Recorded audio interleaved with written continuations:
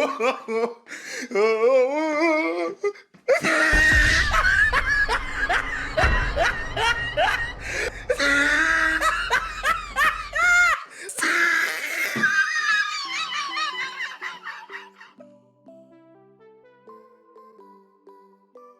guys, and welcome back to another video. So this is episode 4 of our progression series. If you're new here, this is basically me documenting my journey all the way from nothing to soft cup. The goal at the moment is soft cup gear. So for the new viewers, welcome. If you like the content, don't forget to like and smash the subscribe button. You should see it somewhere in the bottom right. So I'll appreciate it a lot. For my returning viewers, well, let's get on to what I've been up to the last 2 weeks. So I did get the rewards for the 300 hours playtime on my main character. So I got the cliff add-on buff kind of a thing, plus amount skill change, which I'm going to use later on to change some skills on my tier 8 horse that I bought. I did an upgrade from a tier 5. So the tier 8 is actually pretty fast, and it actually helps me a lot in doing wild bosses and all that. So I also started doing a bit of cooking, and it's actually surprising how much money Imperial cooking can get you. As in, I get to bypass all the marketplace tax and all the value packs requirements, and it's not that much. It's just I'm not that high level in cooking, but the profit is actually pretty good for the porridge that I cook. I cook porridge and it gives me good profit, so I'm not complaining. Extra money is always nice. And I'm at that point where upgrades are now becoming kind of really expensive. So I didn't do life skills before, but I've started doing more life skilling to get more money. So on the tier 3 fairy that we got, I ended up leveling up all the way to 30, and I got really good skills. I got the fairy tale skill, the morning star skill, and the miraculous cheer 4, which is actually pretty good in PvP. So the best one is miraculous cheer 5, but for a free fairy that I got, getting the miraculous cheer 4 on its own makes the fairy kind of worth it. So I stuck with that. I did a lot of grinding this week. The past week I didn't do any. I was just AFK training, but the last 4-5 days I've been doing a lot of grinding. I'm pushing my level to 62. I want to get to 62, get myself a Kaposha earring, probably craft another Kaposha earrings. I don't know yet. I'm really close to soft cup, so, and grinding to 62 takes quite a long time, and the amount of silver I'm making by grinding to 62 is almost enough to get myself a Tangrad earring or something. So I don't know if I'm pushing to 62 for the Kaposha is actually worth it, but I would say it's killing two birds with one stone. I get the earring and I get the level 62, so I'm gonna do both, but for now I'm posing on the earring. Of course, there can't be a grinding without some ganking from people. I don't know what I did to this guy. Just get behind me and just kind of kill me on that. But well, I made the use of my first fairy tier skill from the fairy to get some payback on this guy. But yeah, BDO has this thing where if you are the first person to land the first CC, you have like that advantage. So if you're the first person to flag, you always have this advantage of landing a CC on someone when they don't expect it. So it is kind of meh. The PvP in the game is meh. I attended my first open world boss. It was meh. I don't like this world boss, and I don't really get anything from it anyway. And I don't have a character slot where I can pack one of my alts here, so I have to manually walk all the way, autopath all the way here. And I've been doing a lot of world bosses, Zaka, Karanda, Kutum, but I haven't gotten anything from them. So it's just a normal kind of a bit BDO life, I would say. But I've opened some of these Shakatu boxes, The first one I got a 200 earring, I think, and then the other one I didn't really get anything useful. These Shaka2 luxury boxes are very, what do you call it? Frustrating. They're frustrating, or they give you this kind of a false hope that you're gonna get yourself a TET Tangrad or something, because it's so in capital letters and it kind of shines in your face, and you realize it's not actually gonna work. On the final accessory box, we got ourselves a crescent earring. I did some rifts with this event that's happening, so a lot of rifts found, a lot of them. And I opened several of my boxes, and I got myself a knack, which I sold for profit. I got myself a ring of Crescent Guardian. Now, I really want a try ring of Crescent Guardian to replace my ring of power. I'm using a ring of power that we get from the quest in Valencia. So I want to enhance a crescent ring to try to get myself. Basically, for soft copper, I'll need all my accessories and try. So I opened my boxes and I got I think I got 3 crescent rings, a lot of crowns.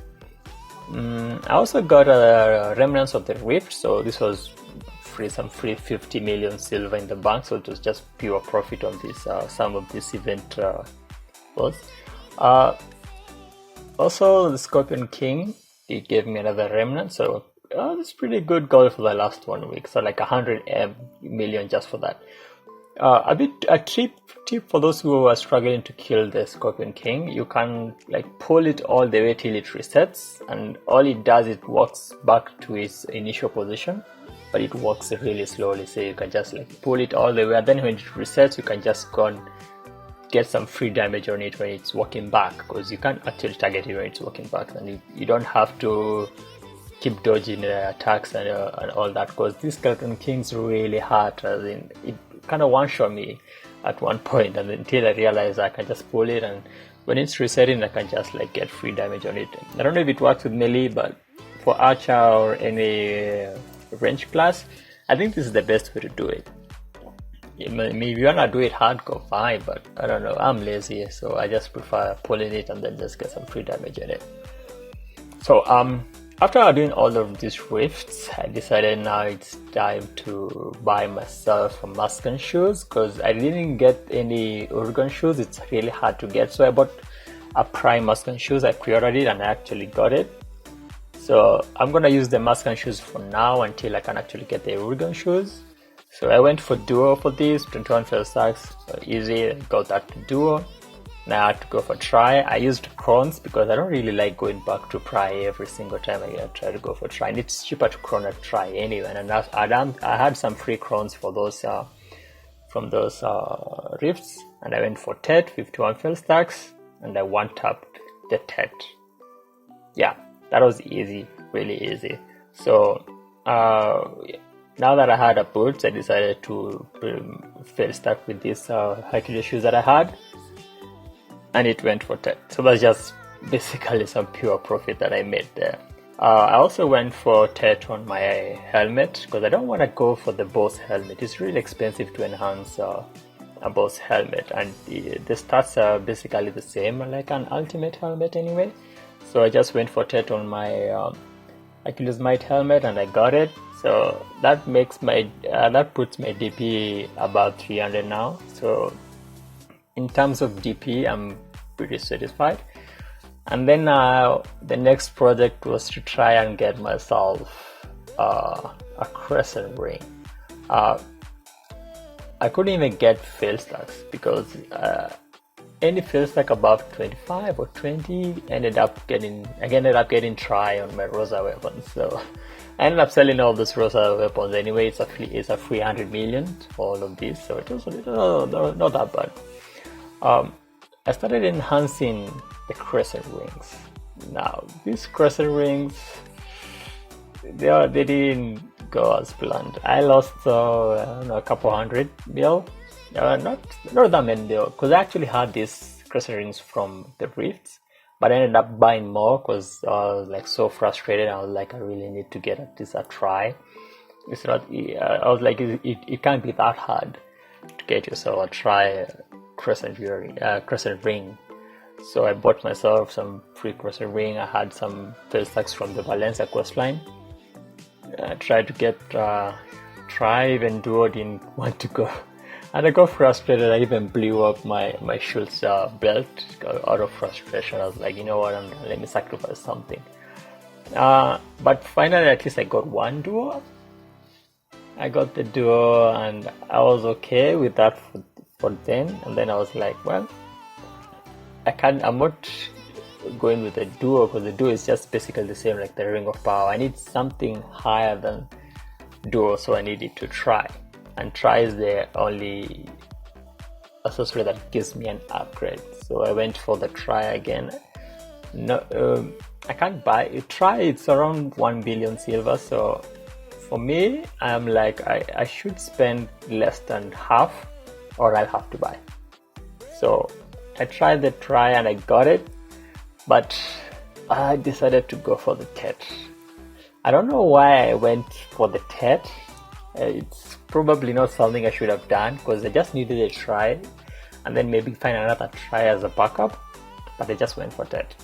And so I went and bought myself a Pry Basilisk belt because I was using a Try Schultz belt, so I decided to go for at least a Try Basilisk, which is an upgrade from that. And I tried it with the 76 first stack. I probably overstacked it, but this thing is really expensive, so I got it on first try, so it was really good.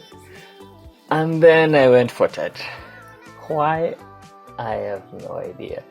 I probably should have just stuck with a try, because I'm gonna give you a spoiler alert, this blew up. Yeah, this didn't go as planned, as in the success rate is pretty good, but it went. So now I'm really frustrated at that time. I went, sold some stuff, and then I bought myself some Valtara belts. Now I'm going for try. I don't want to go, at this moment I was like, I just need this to go to try. And I got it. I one tapped it to Pry, one tapped it to Duo, and then I was now going for try. I had to buy some more Valtara belts. Now I'm just getting broke by the second, and I went for try, and we got it.